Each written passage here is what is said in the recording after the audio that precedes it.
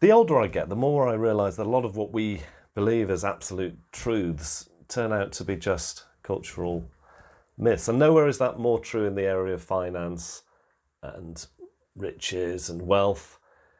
We've been brought up to think that the more we have in those areas, the happier we'll be. Well, it's simply not true. Science has showed it's not true too. There have been various studies comparing income and happiness. And yes, people get happier up to a certain point. They can afford a house and maybe a garden, go on holiday a couple of times a year.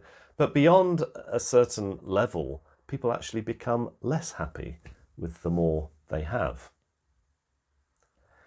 You see, people in other parts of the world would think we were absolutely mad to associate happiness with material possessions.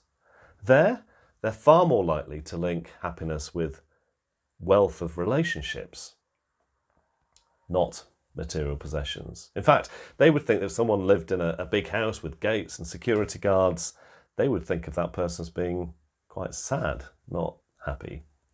So what can we learn?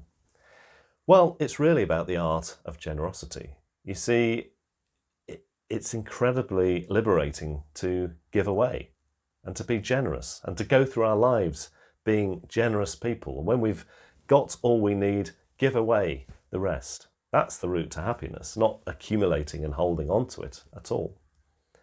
And the same is true in business.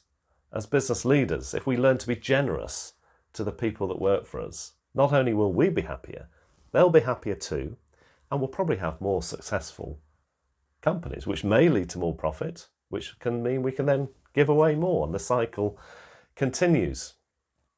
It's a place of joy, and I would encourage you to learn more of it.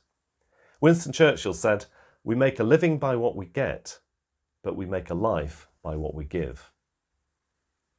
I would encourage you to think about that this week.